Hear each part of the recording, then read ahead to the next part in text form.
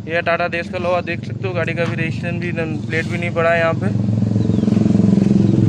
ये Harrier pure plus dark edition गाड़ी है, गाड़ी रास्ते पे खड़ी है। नमस्कार दोस्तों, मैं हूं प्रतीक। स्वागत है आप सभी का मेरे। तो भाई रिसेंटली आप सभी ने चैनल पर देखा होगा, मैंने एक वीडियो बनाया था टाटा सफारी और हैरियर से रिलेटेड। उस वीडियो के स्टार्टिंग में मैंने बताया था कि कैसे एक भाई की गाड़ी को रिप्लेस किया गया और टाटा मोटर्स ने इन्हें नई गाड़ी दी। वहीं कुछ ऐसे भी केसेस थे जिनमें ब्रांड न्यू कार्स खराब हो गई थी। अब उस वीडियो के कमेंट्स जब मैंने देखे तो बहुत सारे लोग हैं जो इन चीज़ों को सपोर्ट करते हैं कि अगर इन वीडियो से लोगों की हेल्प हो रही है तो बहुत अच्छी बात है। लेकिन कुछ लोग ऐसे भी हैं जो चीज़ों को अलग तरह से ले जाते हैं। मैं थोड़ा सा उसी चीज़ को आपके साथ क्लियर कर देता हूँ। देखिए, बहुत लोगों को लगता है कि मैं टाटा का बहुत बड़ा फ़ैन बॉय हूँ और मैं इस कंपनी की ज़बरदस्ती तारीफ़ें करता हूँ। तो भाई ये बात बिल्कुल सही है कि मैं कुछ ब्रांड्स का फ़ैन बॉय हूँ। मुझे कुछ पर्टिकुलर ब्रांड्स बहुत ही ज़्यादा पसंद है और ख़ासकर अगर हम टाटा और महिंद्रा की बात करें तो वो तो काफ़ी ज़्यादा पसंद है क्योंकि वो इंडियन ब्रांड्स हैं। दूसरी चीज़, रतन टाटा जी की वजह से टाटा मोटर्स को लोग और भी ज़्यादा पसंद करते हैं। लेकिन भाई इसका ये मतलब नहीं है कि इस कंपनी में जो प्रॉब्लम्स आ रही हैं, इस कंपनी की गाड़ियों में जो प्रॉब्लम्स आ रही हैं वो मैं आपके साथ नहीं शेयर करूंगा। जो लोग भी मुझे ये सारी चीज़ें भेजते हैं, ज़्यादा से ज़्यादा मैं कोशिश करता हूँ उसे यूट्यूब पर अपलोड करने की। अगर यूट्यूब पर नहीं होता है तो इंस्टाग्राम या फिर ट्विटर पर उसे शेयर करता हूँ। और भाई जो तारीफ़ करने वाली चीज़ें होती हैं वहाँ पर तारीफ़ करना सही होता है। जो चीज़ मुझे इस गाड़ी में अच्छी लगती है, इस कंपनी में अच्छी लगती है, वो भी मैं आपको बताता हूँ। और मैं खुद पिछले 2 साल से Tata Nexon XMS diesel variant use कर रहा हूँ। ये गाड़ी भाई लगभग 75-80 हज़ार किलोमीटर चल चुकी है 2 साल में और आज तक इस गाड़ी में कभी भी कोई प्रॉब्लम सामने नहीं आया है। जब से मैंने डिलीवरी ली है तब से लेकर आज तक ये गाड़ी एकदम मस्त चल रही है। और इस गाड़ी को सिर्फ हाईवेज या फिर एक्सप्रेस वेज पर ही नहीं चलाया जाता है। ये गाड़ी कुछ ऐसे कंस्ट्रक्शन साइट्स पर भी जाती है जहाँ पर रास्ते ही नहीं होते हैं, लेकिन फिर भी इस गाड़ी ने कभी धोखा नहीं दिया है। तो जो मेरा पर्सनल एक्सपीरियंस है वो इस कंपनी के साथ अच्छा रहा है। लेकिन वही बात है कि जो व्यूअर्स हैं उनके साथ जो प्रॉब्लम आ रही है उसे भी शेयर करना मेरी पूरी जिम्मेदारी होती है। क्योंकि कुछ लोगों को ऐसा लगता है कि मेरी टाटा से पर्सनल कोई दुश्मनी चल रही है या कुछ इशू है उनके साथ, इसलिए मैं बार बार उनकी वीडियोस डाल रहा हूँ। भाई रिसेंटली मैंने आपको दिखाया था कि कैसे टाटा मोटर्स ने कस्टमर को एक ब्रांड न्यू सफारी दी थी। इनके चैट का स्क्रीनशॉट भी मैं आपको दिखा देता हूँ। जब ऐसे केसेस होते हैं तो ज़्यादातर डीलरशिप वाले सोशल मीडिया पर चीज़ें डिस्क्लोज करने से बिल्कुल साफ मना कर देते हैं। इसी बेसिस पर उनको गाड़ी दी जाती है। लेकिन फिर भी मैंने ओनर से रिक्वेस्ट किया कि आप एक बार बात करिए और मैं ज़्यादा कुछ नहीं बताऊंगा, सिर्फ यही बता दूंगा कि इनको गाड़ी नहीं मिली है ताकि आगे भी लोगों की हेल्प हो सके। तो अगर मुझे टाटा मोटर्स से कोई प्रॉब्लम होता तो उनका पॉजिटिव साइड मैं कभी दिखाता ही नहीं। इन वीडियोस को बनाने का मेरा सीधा सा मोटिव है कि जो लोग भी इन गाड़ियों को लेकर परेशान हो रहे हैं, जिनके भी गाड़ियों में प्रॉब्लम्स आ रही हैं, उन्हें टाइमली रेजोल्यूशन मिले। और दूसरी चीज़, टाटा मोटर्स इन सारे इश्यूज को देखकर अपने गाड़ियों पर काम करे ताकि आगे से ये सब ना हो। क्योंकि भाई लगातार ऐसे केसेस बढ़ते जा रहे हैं। अभी रिसेंटली वेस्ट बंगाल से एडवोकेट सुमन पात्रा जी ने मुझे कांटेक्ट किया है और टाटा मोटर्स के साथ हुए अपने खराब एक्सपीरियंस को शेयर किया है। 28 सितंबर 2024 को इन्होंने वेस्ट बंगाल से ब्रांड न्यू टाटा हैरियर का डार्क एडिशन परचेज किया था। शाम को 6 बजे के आसपास इनको गाड़ी की डिलीवरी मिलती है। ये गाड़ी लेकर अपने घर जाते हैं। लेकिन दूसरे दिन सुबह होता क्या है कि जब ये गाड़ी को लेकर कहीं जा रहे होते हैं तभी अचानक एक जगह पर इस गाड़ी का गियर लीवर एकदम से फ्री हो जाता है, जैसा पिछले वाले केस में आपने देखा था। अब अचानक से गियर लीवर फ्री हो जाने से कई बार लोग पैनिक भी हो जाते हैं, लेकिन थैंकफुली यहाँ पर ऐसा कोई सिचुएशन नहीं क्रिएट हुआ। भाई ने गाड़ी को साइड में लगाया और RSA को कांटेक्ट किया क्योंकि ये चलने के हालत में बिल्कुल भी नहीं थी। अब टाटा मोटर्स के डीलरशिप ने लगभग 3 घंटे लगा दिए इन तक पहुंचने में। 3 घंटे तक ओनर वहीं सड़क पर अपने गाड़ी के साथ खड़े रह गए। फिर RSA वाले आए और इसको टो करके सर्विस सेंटर पर लेकर गए। हेलो, ये मैंने टाटा गाड़ी लिया था, जस्ट कल ही डिलीवरी हुआ है। देखो नंबर प्लेट भी नहीं लगाया अभी। गाड़ी हाईवे के बीचों बीच खड़ी है, सिटी के बाहर। गाड़ी ब्रेकडाउन हो चुका है। ये है टाटा मोटर्स देश का लोहा। ये देखो गाड़ी का क्लच बिल्कुल ओके है, गाड़ी का गियर पूरा फ्री हो गया है। ये देखो गाड़ी का गियर नहीं काम कर रहा है।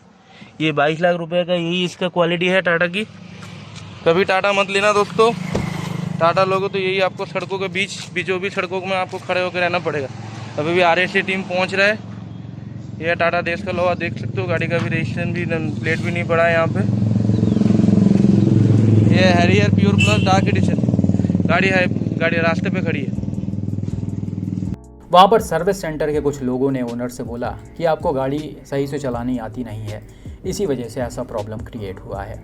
जबकि भाई इन्होंने अपनी ब्रेजा को एक्सचेंज करके हैरियर खरीदा था और ये काफ़ी पहले से ड्राइविंग कर रहे हैं, इन्होंने लॉन्ग डिस्टेंस भी कवर किया हुआ है, तो इस तरह की चीज़ों को बोलना बिल्कुल भी सही नहीं है। खैर वहाँ पर सर्विस सेंटर के लोगों ने कोई पार्ट्स चेंज किया और गाड़ी को वापस ओनर को दे दिया। टाटा मोटर्स के सर्विस सेंटर विजिट करने के बाद उन्होंने ये पार्ट चेंज किया है। एक 22 लाख रुपए की गाड़ी में जो कहता है रेंज रोवर के प्लेटफॉर्म के ऊपर बना हुआ है, इसका ये पार्ट है। टाटा वालों ने क्या मजाक शुरू किया देख लो। गाड़ी चलने लगी, लेकिन फिर दूसरे दिन ही यानी 30 सितंबर 2024 को फिर से सेम इशू आ गया। चलते समय एसयूवी का गियर फंस गया और इसमें कुछ अजीब तरह की आवाज़ें भी आने लगी और इसका फर्स्ट गियर लग भी नहीं रहा था, शायद इसमें सिर्फ सेकंड नंबर ही लग रहा था। खैर इन्होंने गाड़ी को सेकंड गियर में शिफ्ट किया और वैसे ही टाटा की सर्विस सेंटर पर लेकर गए। वहां पर फिर से उन लोगों ने सारी चीज़ों को टेस्ट किया तो बाद में शायद ये पता लगा कि इसका शायद गियर शिफ्टिंग केबल खराब हो गया है और कंपनी के लोग अब उसको चेंज करके नया लगाएंगे।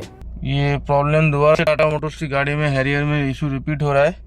जैसे गाड़ी एक नंबर पे गियर छोड़ने का अजीब साउंड आ रहा है और गियर स्टक हो रहा है। ये देखो, ये है टाटा मोटर्स की हालत। देख लो, अभी 7:08 बज रहे, 30 है आज। इशू रिपीट हो रहा है दोबारा। सर्विस सेंटर इसको रिजॉल्व नहीं कर पा रहा। कल सर्विस सेंटर लेके गया था, फिर उसके बाद भी गियर जो है वो स्मूथली नहीं आ रहा है, इसमें आवाज़ आ रही है गाड़ी पे। इसलिए छोड़ रहा हूँ एक दो, अभी वो प्रॉब्लम रिजॉल्व हो गए। कभी कभार ये कैसे हो रहा है, गाड़ी में कुछ भरोसा नहीं आ रहा है टाटा मोटर्स। हालांकि एग्जैक्टली यही इशू है या कोई और भी इशू है वो तो नहीं पता, क्योंकि जितना सर्विस सेंटर के लोगों ने बताया है ओनर को, ओनर ने वही चीज़ यहाँ पर भी मेंशन किया है। बाकी अभी गाड़ी सर्विस सेंटर में ही खड़ी है, अभी तक इनको हैंड ओवर नहीं की गई। ये देखो, गाड़ी जैसे 2 से 3 कर रहा हूँ, गाड़ी को अजीब आवाज़ आ रहा है, गियर नहीं बढ़ रहा है। देखो, ये देखो आवाज़ आ रही है। गाड़ी बस 2 नंबर गियर पे चलाना पड़ रहा है। ये है टाटा मोटर्स की प्रीमियम सेगमेंट की गाड़ी, टाटा हैरियर्स। कोई सर्विस में इनको कुछ नहीं आता है। गाड़ी को कल लेके गया था वर्कशॉप में, फिर भी गाड़ी का यही हालत है। टाटा मोटर्स अगर सुनना है तो सुन लो, वरना फिर अब मुझे कोर्ट में जाना पड़ेगा। गाड़ी 2 नंबर गियर पे चलाना पड़ रहा है और गाड़ी का लग रहा है मुझे क्लच पेट ना चला जाए। नया कार है, डे बिफोर यस्टरडे गाड़ी खरीदा हम। गाड़ी को दोबारा घर ले आ रहा हूँ वापस। काली गतकाली भी ऐसे हुआ। बंद होता है। Hi, advocate Suman Patra this side. Actually मैं अपना जो जिस सिचुएशन से गुजर रहा हूँ मेरी टाटा हैरियर के साथ, वो बहुत ही देखा जाए तो being an owner from the owners point of view, means गाड़ी जो डिलीवरी के लेने के बाद 24 घंटा भी नहीं हुआ, उसके अंदर ही अंदर 2 बार गाड़ी का ब्रेकडाउन हो गया। अब बहुत सारे लोग मुझे ये बोलेगा कि मैं टाटा का हेटर हूँ, टाटा का नाम बदनाम कर रहा हूँ। ऐसा कुछ नहीं है। मारुति की गाड़ी भी मैंने पहले चलाया था और रिलायबिलिटी की बात करूँ तो मारुति की गाड़ी बहुत ही शानदार और ज़बरदस्त है। पता नहीं क्यों टाटा के साथ ये ऐसा हो रहा है। हो सकता है कि मेरे गाड़ी में कुछ मैकेनिकल डिफेक्ट्स आ गया था और मेरे अंदर यही मेरे को लग रहा था कि टाटा मोटर्स इसको बहुत ही जल्दी रिजॉल्व कर देगा। जबकि अभी का आज का जो अपडेट है, तो टाटा मोटर्स का जो रीजनल ऑफिस है कलकत्ता से, वहाँ पे मुझे ये अपडेट आया कि गाड़ी के गियर शिफ्टर केबल में कुछ इशू है जो ये डीलरशिप वालों ने पकड़ नहीं पाया। तो मेरा कोई एनिमिटी टाटा मोटर्स के साथ नहीं है। Tata Motors is a very good brand and being an Indian brand I feel proud to say that I am using a Tata product. इनका जो नाम है ना, जो डीलरशिप है, ये डीलरशिप वाले टाटा मोटर्स का नाम बहुत ही ज़्यादा रैपिडली इसको नेगेटिव इमेज में ले जाएगा अगर टाटा मोटर्स इसके ऊपर क्विक एक्शन नहीं लेगा। जब गाड़ी 2 बार डीलरशिप के पास जा रहा है, वो उनका वर्कशॉप है, वो वर्कशॉप में क्यों इस प्रॉब्लम को रेक्टिफाई नहीं कर पाया उन लोगों ने। टाटा मोटर्स को रीजनल ऑफिस से वीडियो कॉन्फ्रेंसिंग के थ्रू इस प्रॉब्लम को रिजॉल्व करना पड़ रहा है। मतलब आप अगर वर्कशॉप पे जाओगे, उनके पास कोई प्रॉपर इक्विपमेंट नहीं है इस प्रॉब्लम को डायग्नोस करने के लिए। तो ऐसा क्यों हो रहा है टाटा मोटर्स, मेरा सवाल आपके साथ यही है। और मैं यही बोलूँगा कि ये पॉजिटिव कोऑपरेशन और फीडबैक हमेशा बना रहे, और अगर ये प्रॉब्लम अगर दोबारा 3rd टाइम रिपीट होता है तो मैं टाटा मोटर्स को यही बोलूँगा कि मेरा गाड़ी जल्द से जल्द रिप्लेस कर दो और मुझे एक नया गाड़ी दिया जाए। Thank you once again. Signing off, advocate Suman Patra. तो भाई यहाँ पर हो सकता है कि चीज़ें बहुत कोई बड़ी ना हो, माइनर सी हो, और टाटा मोटर्स की तरफ से इनको एश्योरिटी भी मिली है कि इनकी पूरी हेल्प की जाएगी। लेकिन भाई आप ये समझने की कोशिश कीजिए कि टाटा मोटर्स की ज़्यादातर गाड़ियाँ ऐसे डिलीवरी लेते ही क्यों ख़राब हो जाती हैं। ज़्यादातर तो नहीं बोलेंगे, लेकिन कई सारे गाड़ियों में ये प्रॉब्लम्स आ रहे हैं। अभी रिसेंट में मैंने आपको इसके कई सारे एग्जाम्पल्स दिखाए हैं। मतलब मेरा सवाल ये है कि कोई आदमी 25 लाख रुपए किसी एसयूवी के ऊपर खर्च कर रहा है, वो उस ब्रांड पर पूरी तरह से भरोसा करता है, जैसा आप वीडियो में सुन भी सकते हैं कि ये कितने ज़्यादा टाटा के फ़ैन हैं, लेकिन फिर भी उस फ़ैन के साथ ऐसी चीज़ें क्यों हो रही हैं? क्या इस चीज़ पर टाटा मोटर्स को वर्क करने की ज़रूरत नहीं है? आप अगर लगातार इन वीडियोस को देख रहे हैं, ये लगातार सोशल मीडिया पर डाले जा रहे हैं कि गाड़ी का डिलीवरी लेते ही वो 24 घंटे में 2 बार ख़राब हो गई, 4 बार ख़राब हो गई, लेकिन फिर भी आप अपने गाड़ियों की क्वालिटी को सही नहीं कर रहे हैं। ये छोटी छोटी चीज़ें जो है वो काफ़ी बड़ा नुकसान करवाती हैं। इससे दूसरों पर एकदम नेगेटिव इम्पैक्ट पड़ता है, और ये चीज़ टाटा मोटर्स के लोग बिल्कुल भी समझने की कोशिश नहीं कर रहे हैं। इस पर्टिकुलर केस में टाटा मोटर्स को खुद पूरी तरीके से चार्ज लेना चाहिए, क्योंकि ये केस उन तक पहुंच चुका है। अभी तो फिलहाल ये गाड़ी को रिपेयर करके दे रहे हैं, लेकिन टाटा मोटर्स को ये एश्योरिटी ओनर को देनी चाहिए कि अगर अगली बार गाड़ी खराब होती है किसी भी वजह से, तो वो इस गाड़ी को रिप्लेस करके देंगे या फिर उनको पूरा पैसा वापस करेंगे, क्योंकि यही सही भी है। कोई भी एक लिमिट तक ही झेल सकता है। इतने पैसे कोई गाड़ी को सर्विस सेंटर में खड़ा करने के लिए नहीं खर्च करता है, और कंपनी को ये चीज़ समझनी चाहिए। बाकी भाई किसी भी कार ब्रांड का फ़ैन बॉय होना कोई बुरी बात नहीं है, क्योंकि अगर हम किसी ब्रांड के फ़ैन बॉय हैं तो हमें और भी चीज़ें अच्छे से समझ में आती हैं। सिर्फ इनकी अच्छाइयाँ ही नहीं दिख रही हमें, अच्छाइयाँ भी हम आपको बताते हैं, लेकिन जो बुराइयाँ हैं वो भी आपके सामने लेकर आते हैं, ताकि ये कंपनी उन बुराइयों पर काम कर सके और ये और भी अच्छा बन सके। तो आप सभी से रिक्वेस्ट है कि इन चीज़ों को अलग वे में मत लेके जाएँ या फिर कुछ गलत ना सोचें। बाकी आप सभी का इस केस पर क्या मानना है, और क्या लगता है ओनर को कुछ कंपनसेट करना चाहिए टाटा मोटर्स को, या फिर आगे ऐसी कोई प्रॉब्लम आती है तो क्या होना चाहिए? कमेंट करके ज़रूर बताएं।